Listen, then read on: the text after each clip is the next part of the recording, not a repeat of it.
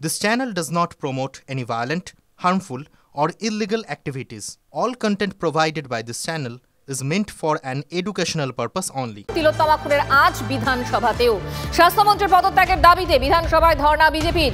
পরের সপ্তাহে নবান্ন, রাজভবন, স্বাস্থ্য ভবন অভিযান বিজেপির। বিধানসভা থেকে মুখ্যমন্ত্রীকে অল আউট অ্যাটাক করেছেন আজ শুভেন্দু অধিকারী।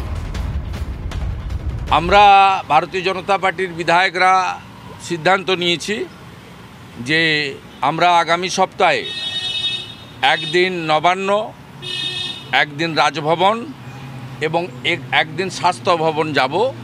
শান্তিপূর্ণ উপায়ে সীমিত সংখ্যায় আমাদের যে ডিমান্ড, স্বাস্থ্যমন্ত্রী তথা মুখ্যমন্ত্রীর রেজিগনেশন, এই দাবিতে আমরা 3 জায়গায় যাব, এই সিদ্ধান্ত আমরা নিয়েছি। আজকে কন্যাশ্রী দিবস। কন্যাশ্রী দিবস নিশ্চয়ই ডেট চেঞ্জ করা যায় না, যেহেতু রাজ্য সরকার এটা কন্যাশ্রী চালুর পরে প্রত্যেক বছরই করেন। কিন্তু আজকে আমাদের বোনের জন্য উৎসবটা বন্ধ করতে পারতেন মুখ্যমন্ত্রী। তিনি বন্ধ না করে ধনধান্য স্টেডিয়ামে তিনি 3000 জনের একটা উৎসব করছেন। সকালবেলায় মেসেজ করা হয়েছে 3000 প্যাকেট চিকেন বিরিয়ানি খাওয়ানো হবে আজকে উৎসবে রাজ্য সরকারের অর্থে। ধনধান্যের ব্যাংকোয়েটে সরানো হয়েছে প্যাকেটটা ডিস্ট্রিবিউশন এবং প্যাকেট তৈরির কাজ। মেনু ঠিক করে দিয়েছেন মুখ্যমন্ত্রী। চিকেন বিরিয়ানি, ভাবুন কোন রাজ্যে আমরা বসবাস করছি। এ লজ্জা রাখার জায়গা নেই। প্রদীপ্ত কান্তি ঘোষ আমাদের প্রতিনিধি এই মুহূর্তে আমাদের সঙ্গে রয়েছেন। প্রদীপ্ত, দেখো আজকে কন্যাশ্রী দিবস উদযাপিত হবে এবং সেই রকম বিষয়টাকে সামনে রেখেই খোঁচা দিচ্ছেন রাজ্যের বিরোধী দলনেতা। ইঙ্গিতটা কি? প্রদীপ্তর সঙ্গে কথা বলবো। আরও একবার আপনাদেরকে জানিয়ে রাখি যে বক্তব্য শোনাচ্ছিলাম শুভেন্দু অধিকারীর। তিলোত্তমা খুনের আঁচ যে বিধানসভায় এসে পৌঁছেছে সেটা আর বলার অপেক্ষা রাখে না। স্বাস্থ্যমন্ত্রীর পদত্যাগের দাবিতে বিধানসভায় ধর্ণা বিজেপির।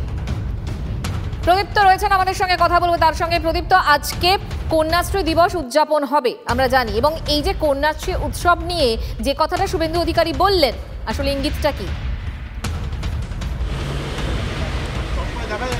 দেখো, তার মতে এই রাজ্যের এই মুহূর্তে যে পরিস্থিতি, আরজি করে যেভাবে ডাক্তারি পড়ুয়ার মৃত্যু ঘটেছে, যে নৃশংস অত্যাচার তার উপরে হয়েছে, তিলোত্তমাকে যেভাবে মরতে হয়েছে, সেই পরিস্থিতিতে দাঁড়িয়ে কন্যাশ্রী দিবস পাল্টানো যায় না। কিন্তু এই উৎসবটা তো বন্ধ রাখতে পারতেন মুখ্যমন্ত্রী, সেই কথা তিনি বলছেন। এমনকি তিনি সেখানে ফুড প্যাকেট কী হবে, ফুড প্যাকেট কোথা থেকে ডিস্ট্রিবিউট হবে, সেখানে কি রয়েছে তার বিস্তারিত বিবরণও তিনি দিচ্ছেন, এবং তার পাশাপাশি তিনি গোটা বিষয়টি সমাজ মাধ্যমের সামনেও নিয়ে আসতে চান, এমনটি তিনি জানিয়েছেন। শুধুমাত্র তাতেই তারা সীমাবদ্ধ থাকছেন না, তাদের আন্দোলনকে আরও তীব্রভাবে বাড়ানোর জন্যে তারা আগামী সপ্তাহে স্থির করেছে রাজভবন, নবান্ন এবং স্বাস্থ্য ভবনে বিজেপির যে বিধায়করা রয়েছেন তারা গিয়ে আন্দোলন করবেন। তারা শান্তিপূর্ণভাবে যাবেন এবং তাদের বক্তব্য যে এক্ষেত্রে তারা তৃণমূল কংগ্রেসের কোনো বিষয় নিয়ে মন্তব্য করছেন না।